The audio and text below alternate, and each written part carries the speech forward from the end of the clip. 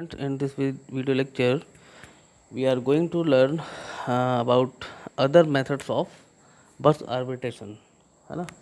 तो first method जो था डेजी डेजी चैनिंग, ये इसमें है, मैं आपको दिखाता हूँ। ये डेजी चैनिंग मेथड है ना, इसको हम लोगों ने पढ़ा था, है ना। इसमें डिवाइसेस जो है सिक्वेंसली कनेक्टेड से बहुत सिंपलेस्ट स्ट्रक्चर है बस आर्बिट्रेशन का। इसके बाद जो नेक्स्ट है आपका, दैट इज़ पोलिंग और रोटेटिंग प्रायोरिटी मेथड। ठीक है, तो ये क्या है? In this method the devices are assigned unique priorities, है ना, and complete to access the bus, but the priorities are dynamically changed to give every device an opportunity to access the bus, है ना। इसमें devices को की priority, जैसे उसमें sequentially था, पहले वाले में सिक्वेंसली था, सबके साथ जो है इक्वल ट्रीटमेंट किया जा रहा था। अब यहाँ पे क्या है, यहाँ पे प्रायोरिटी बनाई जा रही है कि कौन से डिवाइस की प्रायोरिटी ज़्यादा है, कौन से डिवाइस की प्रायोरिटी कम है ना।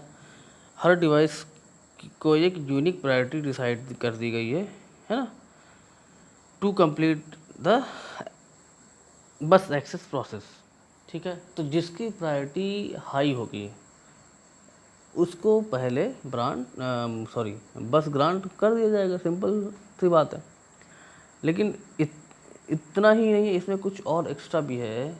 और एक्स्ट्रा क्या है कि ये जो प्रायोरिटी साइन की जा रही है, that is not static, that is dynamic. That means according to the requirement priorities को चेंज भी कर सकते हैं, है ना, लिखा हो ना। But the priorities are dynamically change to give every device an opportunity to access the bus. अब एक्चुअली क्या है, आप खुद ही सोच सकते हैं कि जिसकी प्रायोरिटी लोएस्ट होगी, अगर 10 डिवाइसेस लगे हुए हैं और है ना, तो प्रायोरिटी 1 टू प्रायोरिटी 10 होगा। प्रायोरिटी 1 वाले को तो सबसे पहले बस ग्रांट हो जाएगा, है ना। लेकिन जिस डिवाइस की प्रायोरिटी 10 है, लोएस्ट है, उसको तो बहुत ज़्यादा वेट करना पड़ेगा, है ना। उसको बहुत ज़्यादा वेट करना पड़ेगा और हर बार जो है उसी डिवाइस को वेट करना पड़ेगा हर बार।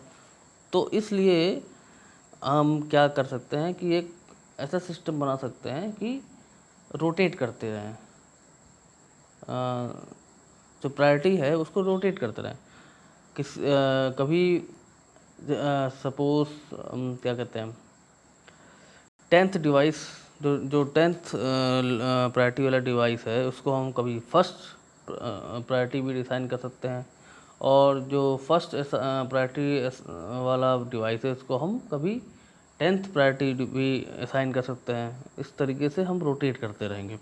ठीक है, इसका इसका भी ये वाला डायग्राम है, यू कैन सी दैट। इसमें भी डिवाइस 1, डिवाइस 2, ये BGT बस ग्रांट सिग्नल्स जा रहे हैं। एक मिनट, है ना, ये बस ग्रांट सिग्नल्स जा रहे हैं, है ना। ये डिवाइस 1 लगा हुआ है, ये डिवाइस 2 लगा हुआ है, ये डिवाइस M डिवाइसेस की बात हो रही है। ठीक है, ये BRQ है, बस रिक्वेस्ट सिग्नल जा रहा है, ये स्लैक वाला जा रहा है, मतलब बिजी वाला। ठीक है, तो इसमें हर डिवाइस अपना बस रिक्वेस्ट सेंड करेगा, क्योंकि पहले से ही प्रायोरिटी डिसाइडेड है। तो जिसकी प्रायोरिटी 1 होगी उसको पहले ग्रांट कर दिया जाएगा, वो यूज़ करेगा, उसके बाद फिर लीव कर देगा, फिर सेकंड प्रायोरिटी वाले को मिलेगा। और इसी तरीके से जो है सारे डिवाइसेस जो है सारे डिवाइसेस को बस ग्रांट कर दिया जाएगा। ठीक है, अच्छा, इसके एडवांटेज से क्या है और डिसएडवांटेज क्या है? The advantages are this method does not favour any particular device and processor, है ना। मैंने पहले ही बताया कि जो है इसमें जो है this method does not favour any particular device and processor, क्योंकि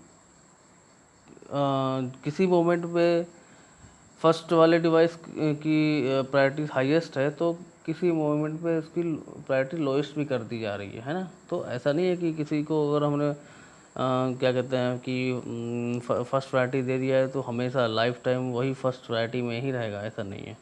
the method is also quite simple, ये भी सिंपल है, but if one device falls then entire system will not stop working. ये सबसे बड़ा एडवांटेज है। This is the most important advantage of this system, this arbitration system, है ना।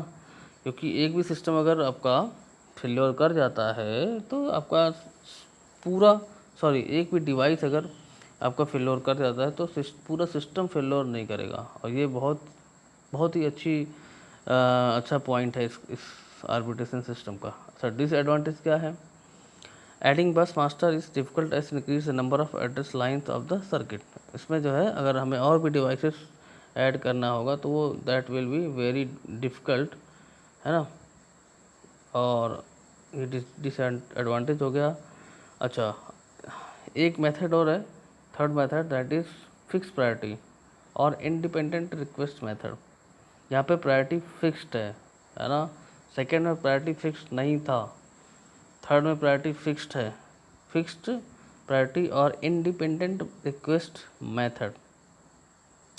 यहाँ पे क्या है, in this method the bus control passes from one device to another only through the centralised bus arbiter. यहाँ पे भी देखिए, एक मिनट, ये लेफ्ट मोस्ट पोर्शन में आपको दिख रहा होगा, ये बस आर्बिटर। जैसे फर्स्ट वाले मेथड में था डेजी चैनिंग वाले में, वैसे यहाँ पे भी बस आर्बिटर लगा दिया गया है। सेंट्रल बस आर्बिटर है, कंट्रोलर है ना। The bus control passes from one device to another only through the centralise bus arbiter, ठीक है। तो इसमें क्या है, अब ये जैसे फर्स्ट वाले में सिक्वेंसली थे, सब डिपेंडेंट थे, है ना। सब आपस में डिपेंडेंट थे। पहला जब पहले से पास हो जाए आएगा तभी दूसरे के पास आएगा, फिर तीसरे के पास आएगा, ऐसा यहाँ, है ना। ऐसा यहाँ पे नहीं है, यहाँ पे सब इंडिपेंडेंट है। डिवाइस वन अपना अलग रिक्वेस्ट सेंड करेगा, है ना। आप देख सकते हैं, ये देखिए डिवाइस वन का बस रिक्वेस्ट, डिवाइस वन का BRQ1 लिखा है ना, बस रिक्वेस्ट 1, ये। फिर BGT1 मतलब बस ग्रांट 1। अगर BGT1 लिखा है तो इसमें डिवाइस 1 को बस ग्रांट किया जा रहा है। अगर BG2 लिखा हुआ है दैट मीन बस डिवाइस 2 को बस ग्रांट किया जा रहा है। तो अगर M डिवाइसेस है तो वो सारे डिवाइसेस अपना अपना एट ए टाइम एक ही मोमेंट पे सारे डिवाइसेस आर्बिटर से बस रिक्वेस्ट कर सकते हैं। अब आर्बिटर का काम है प्रायोरिटी बेसिस पे कि कैसे जो है हमें कब किस डिवाइस को बस ग्रांट करना है। ओके, इसमें जो है प्रायोरिटी फिक्स्ड है, प्रायोरिटी चेंज नहीं होगी, ठीक है। अगर डिवाइस वन को हाईएस्ट प्रायोरिटी दे दिया गया है तो हमें हर बार, अगर डिवाइस वन और डिवाइस, मान लो डिवाइस वन और डिवाइस थ्री, है ना, डिवाइस वन की प्रायोरिटी 1 है और डिवाइस थ्री की प्रायोरिटी 3 है, तो हाई तो 1 की हुई।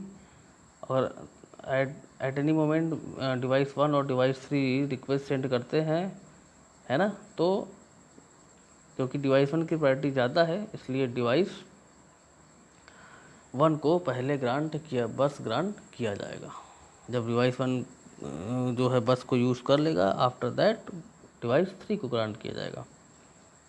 Advantage, this method generates fast response, क्योंकि इसमें जो है प्रोपगेशन डिले नहीं होगा, इसलिए ये फास्ट रिस्पॉन्स है, पैरेलल टाइप का है, ठीक है। ये पैरेलल बस आर्बिट्रेशन टाइप का है। ओके,